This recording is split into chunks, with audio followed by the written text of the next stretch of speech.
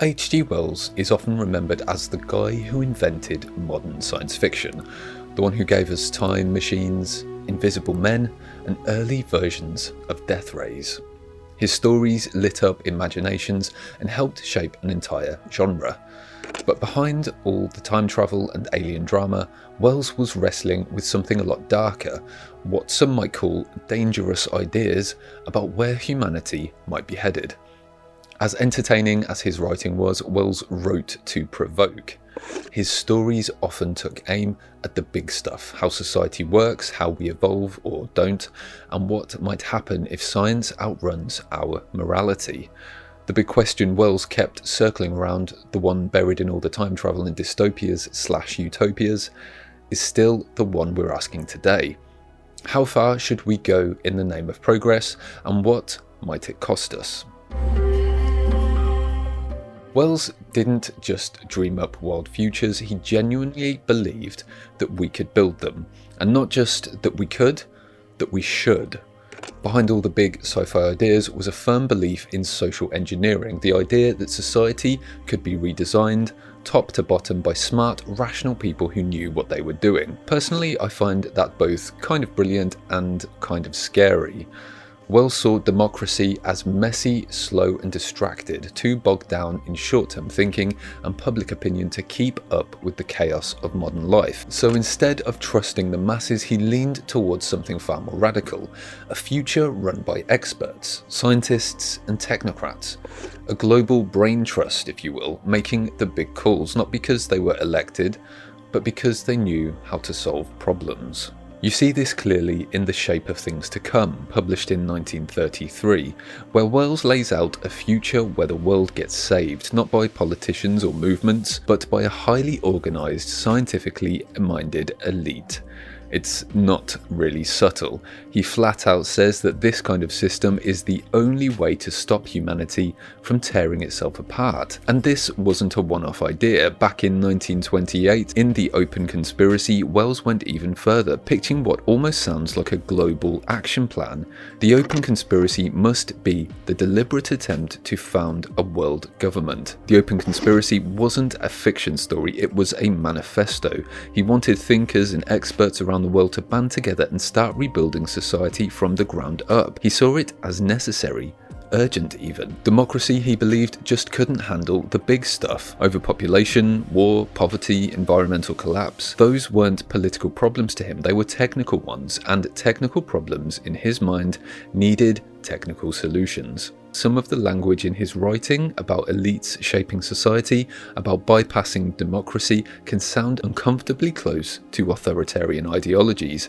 In fact, Wells frequently clashed with author of 1984 George Orwell, who accused him of naivety and moral blindness. Orwell in particular took aim at Wells's faith in science and progress, seeing it as dangerously disconnected from the realities of power and human nature. The whole idea raises some huge red flags. The more I think about it, the more uneasy it makes me. Running society like a machine might sound efficient, and 7 of 9 knows I love efficiency, but it opens the door to something darker, where freedom and personal rights get sacrificed for the sake of order, stability, and the so-called and very subjective greater good. Wells seemed to understand this risk. He knew that there was tension in what he was proposing, but he still believed technocracy wasn't just a better option, it was the only option. To him, it was the next step in human evolution, the only way to deal with the growing threats we were facing. And that brings me to a question I think sits right at the heart of Wells' work, and maybe even more relevant now than it was in his time. Is survival ever worth trading our freedom? You might have a clear answer in your mind, but Wells never gave one, and maybe that's what makes his ideas so powerful and so dangerous.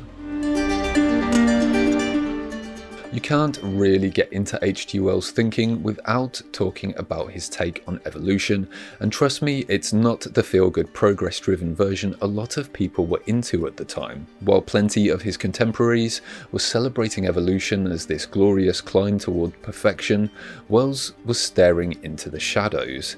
His fascination with Darwin's ideas wasn't full of hope, it was more like a warning. To him, evolution was about survival, plain and brutal, lacking any thought for fairness or morality, and in his stories that usually meant we were on a slippery slope. Take The Time Machine, published in 1895 for example. At first glance, it's a fun ride into the distant future. But then you realise what Wells is really saying. In this future, humanity has split into two separate species, the Eloi, soft and useless descendants of the upper classes, and the Morlocks, brutal underground workers who evolved from the oppressed. It's a pretty bleak vision, not just of class division, but of what happens when that division becomes biological, when it becomes destiny. To me, that's what makes the story so chilling. It's not just sci-fi, it's a gut punch about where society might be heading if we don't change course. Of course, Victorian society was arguably way more class divided than we are today. Wells didn't pull this stuff out of nowhere either. He studied biology under T.H. Huxley, famously nicknamed Darwin's bulldog, and that influence runs deep. You can feel it in Wells's work, this idea that nature doesn't care, that progress isn't guaranteed, and that decay is always possible. And yet, even in The Time Machine, Wells gives us a flicker of hope. At one point he writes, "There is no intelligence where there is no change and no need of change." It's a surprisingly optimistic line in a pretty dark story. To me it suggests Wells didn't think we were doomed, at least not entirely. He believed we had a chance, but only if we were smart enough and brave enough to guide our own evolution. He believed that a society left on autopilot could end in disaster, but with awareness and effort, maybe we could steer ourselves to a better direction. Or maybe steer ourselves into destruction. Wells goes after the idea that humans are special in some way, that we somehow sit at the top of creation, uniquely moral, uniquely smart, uniquely destined for greatness. It's not uncommon in sci-fi today for humans to meet beings vastly more intelligent and powerful. But this was over 100 years ago. Victorian society was full of the kind of thinking that people were genuinely the crown of evolution, marching steadily toward a better, more enlightened future. But apparently Wells wasn't buying it, and he didn't just push back, he tore down the whole idea. In The Island of Dr. Moreau, published in 1896, he dives right into this territory. The story is filled with grotesque half-human, half-animal hybrids who are living experiments created by the twisted Dr. Moreau. But what really gets under the skin isn't just how disturbing the creatures are, it's what they represent. Wells is forcing us to look into a mirror and admit something most people don't want to face, that the line between humans and animals might be a lot thinner than we like to think. Civilization, morality, even intelligence. Wells seemed to say these things aren't fixed traits, they're fragile, and the gap between us and the rest of nature might not be a gap at all, just a story we tell ourselves. And if Moreau questioned our biological superiority, The War of the Worlds, published in 1898, went even bigger, shattering the illusion of human dominance on a cosmic scale. Suddenly, we're not the rulers of Earth. We're not even a match for the invaders. The Martians show up vastly more advanced and wipe us out like ants underfoot. Wells opens the novel with one of his most haunting lines. "Intellects vast and cool and unsympathetic regarded this earth with envious eyes." That sentence still gives me chills. It sets the tone for everything that follows. The universe, in Wells's view, doesn't care about us.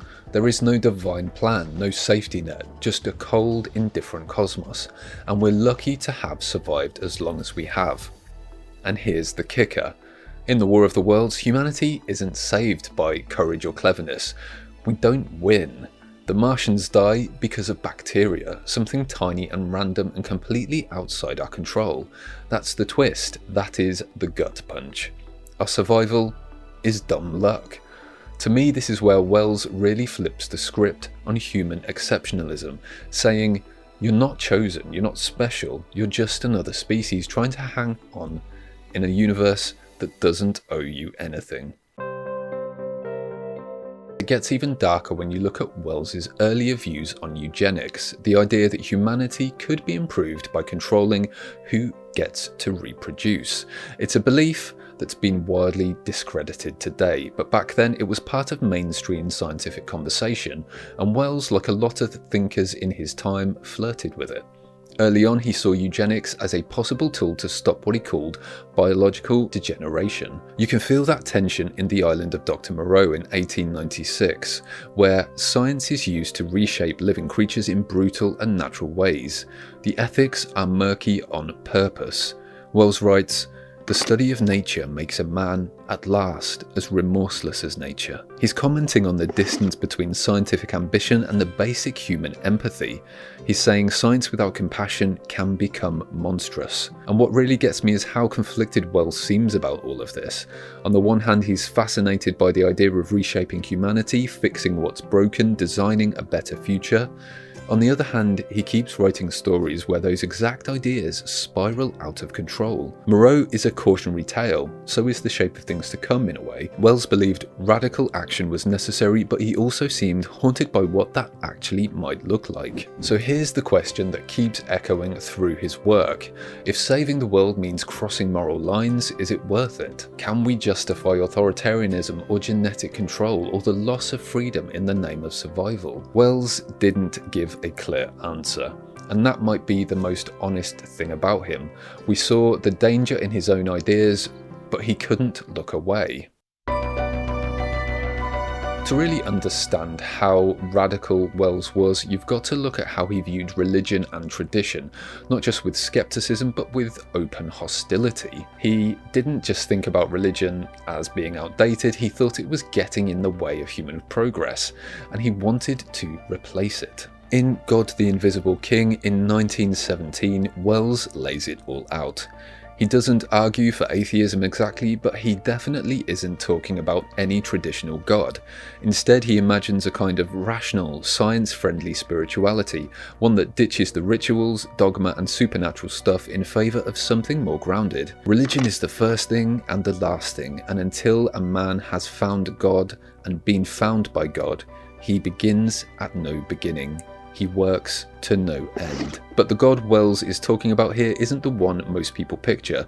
It's more like a symbol for human ideals. Progress, moral development, collective purpose, less divine being, more blueprint for a better world. And honestly, I think that's what makes his views so fascinating and so messy. On the one hand, he recognised that people crave meaning. He wasn't trying to get rid of that, but he thought traditional religion had become a kind of mental trap, something that kept people stuck in old ways of thinking, blocking the scientific mindset he saw as essential to survival. He lumped nationalism and traditional culture into that same category too. For Wells, all of it, flags, churches, old myths, was dragging humanity backward. He wanted us to let go of tribal loyalties and inherited belief and start building a global society guided by reason. Now that sounds all good, in theory, but I can't help wondering if he was also throwing out some things that really matter. Cultural identity, community, a sense of belonging. These aren't just distractions, they're a part of what makes us human, and Wells, in his push for a cleaner, more rational world, didn't always seem to appreciate that. Still, the questions he raised haven't gone away. We're still having those same arguments now about the role of religion in public life, the tension between tradition and perceived progress, the struggle between national identity and global migration. In a lot of ways, Wells was just ahead of the curve. But there's a reason his ideas still spark debate.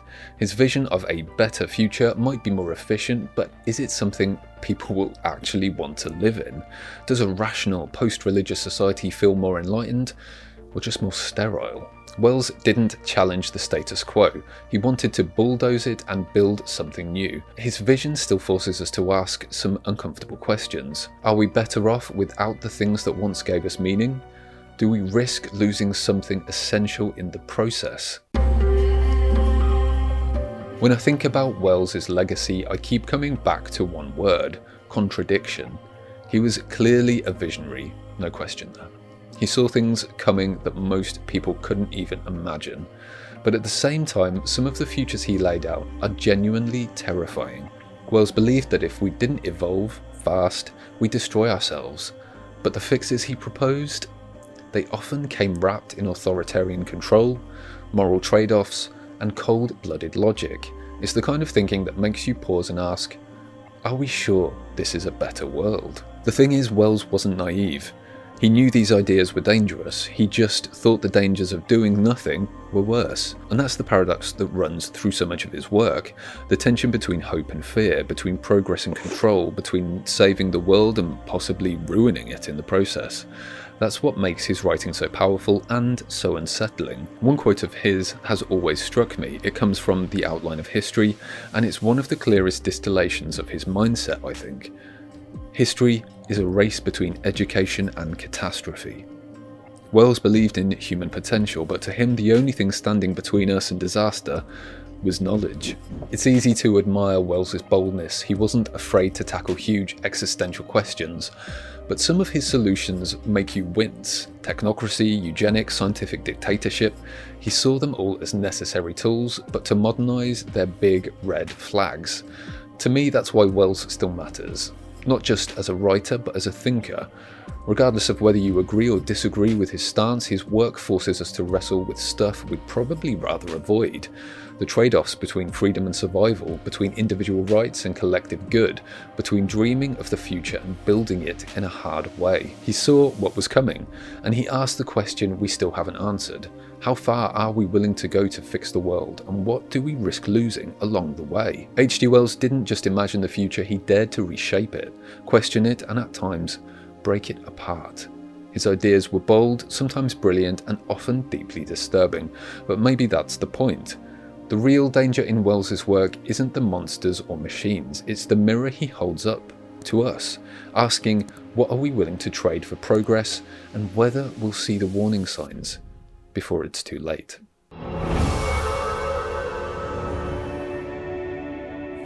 Thanks so much for watching. If you're craving an extraordinary journey through realms unexplored, consider delving into universes directly out of my brain by checking out my sci-fi novels Black Milk and Delphine Descends. You can find more details in the description. Thanks for your support.